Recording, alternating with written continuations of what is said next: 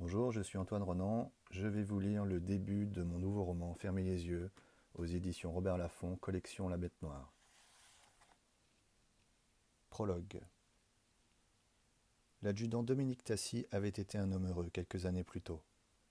Il appréciait la compagnie des autres, savait rire, célébrer des moments importants, être affectueux avec sa femme, lui montrer qu'il l'aimait. Il savait s'aimer lui-même. Il croyait en sa fonction et s'y consacrait avec la dévotion et la solennité propres aux gendarmes et au corps militaire dans son ensemble. Il ne craignait pas l'avenir, ne vivait pas dans la peur. Malheureusement, un événement brisa le cours de sa vie. Un drame dont peu de personnes parviennent à se remettre. Il ne fit pas exception. C'était le mardi de Pâques au matin.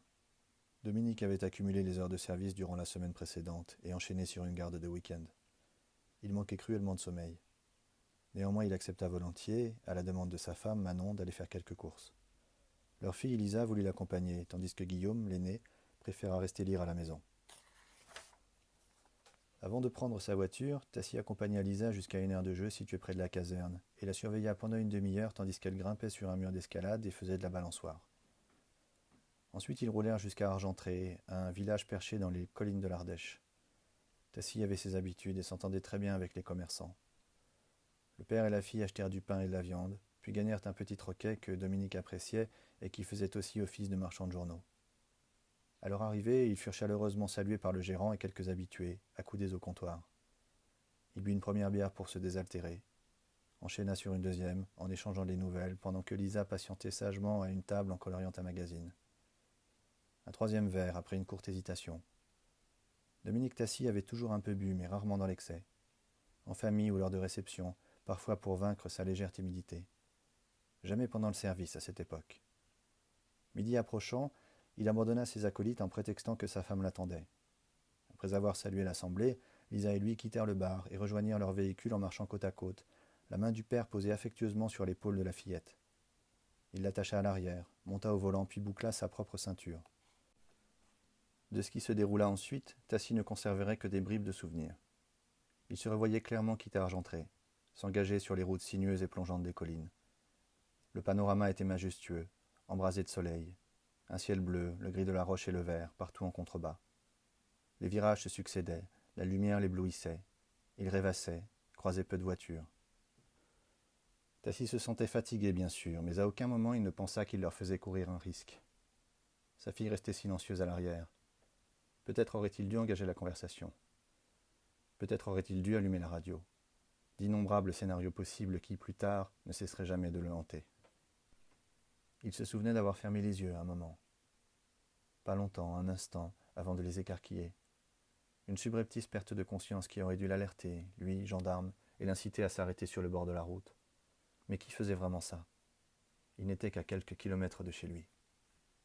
Impossible de se remémorer la seconde fois où il ferma les yeux.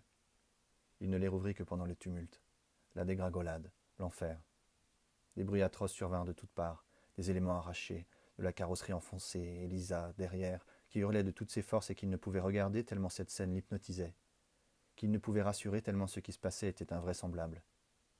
La voiture continua de dévaler la pente, déracinant les arbustes, avant de percuter un tronc massif qui la fit vriller sans l'arrêter. Un nouvel arbre la fit ricocher et se tourner encore, et Tassy vit des objets s'envoler dans l'habitacle, comme au ralenti. Une bouteille de soda, son téléphone portable, l'étui de ses lunettes. Même le doudou de sa fille tournoya dans les airs, alors que la descente se prolongeait dans un chaos infernal. Il lui sembla qu'elle était sans fin, bien que quelques secondes seulement s'écoulèrent.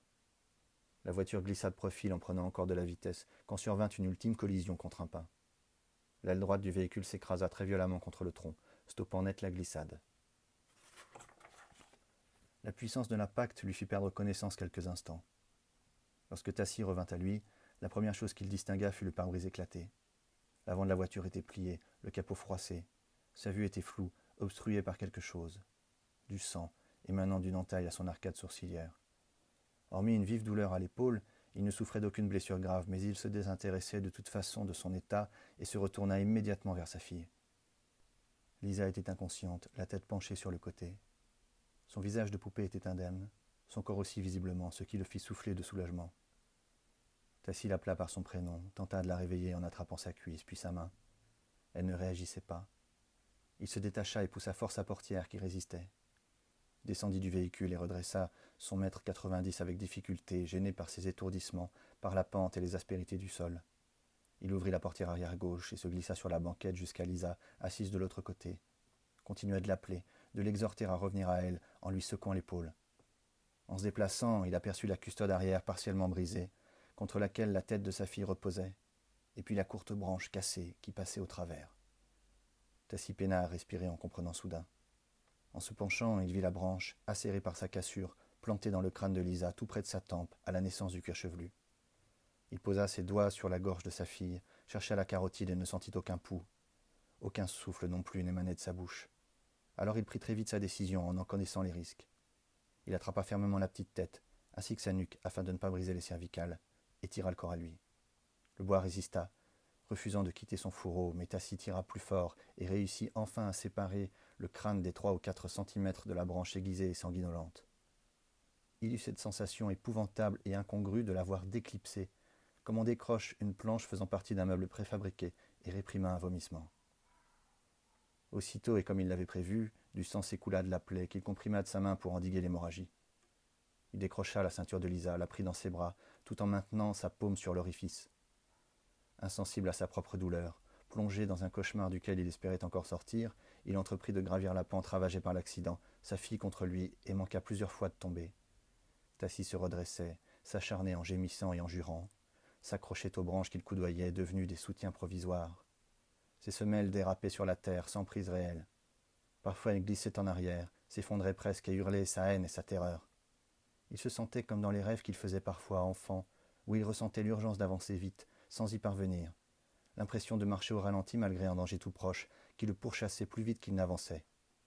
Il insista encore et encore, jusqu'à atteindre le haut de l'abîme, toucher les graviers et l'asphalte. Ils étaient au milieu de la route, en plein soleil. Tassi se pencha sur sa fille inanimée, toujours indifférente à ses supplications. Du sang continuait de s'écouler doucement de sa plaie qu'il tentait d'obstruer. Il pressa ses lèvres sur les siennes afin de lui faire du bouche à bouche. Tenta un massage cardiaque de sa seule main libre. Une voiture finit par arriver qui les conduisit à l'hôpital. Les médecins ne purent sauver l'enfant. Son décès fut déclaré avant que sa mère n'arrive au CHU. Elle découvrit son mari prostré dans un couloir. Un homme déjà détruit, honteux, presque incapable de parler. Il aurait tant aimé mourir à sa place. Et il n'était même pas vraiment blessé, n'avait presque rien. Il baissait les yeux devant sa femme. Face à son empressement, il ne réussissait qu'à balbutier. Par simple lâcheté, il nia d'abord avoir bu avant de reprendre le volant. L'adjudant-chef Baranès, chargé de la procédure, était son ami. Il fut quant à lui très vite au courant de son alcoolémie et décida, sans hésiter, de ne pas accabler cette famille d'une peine supplémentaire. Avec d'autres collègues eux aussi dans la confidence, il arrangea les résultats sanguins de l'un des leurs et éluda les témoignages potentiellement gênants, croyant l'aider. Dominique Tassi reprit son travail à la brigade, trop tôt, incapable de se concentrer, désintéressé de ce qui l'avait passionné autrefois. Le deuil, les remords et les reproches fissurèrent son foyer, qui jamais ne se ressouda. Son mariage avec Manon s'acheva quelques mois plus tard. Tout ça pour une erreur, une faute que beaucoup de gens commettaient, aux répercussions pourtant irrémédiables. À chacun de ses réveils, il connaîtrait ce temps d'hésitation. Émergeait-il enfin de ce qu'il espérait n'être qu'un cauchemar? Une illusion abominable? Les instants qui suivraient recèleraient invariablement cette dimension atroce, cette conscience que le cauchemar était devenu sa vie, sans retour en arrière possible. L'amour pour son fils fut la seule chose qui le retint d'en finir, sans réussir toutefois à lui rendre goût à la vie. Il résista, pour lui, rongé par une dépression, qui ne soigna jamais autrement que par l'ivresse.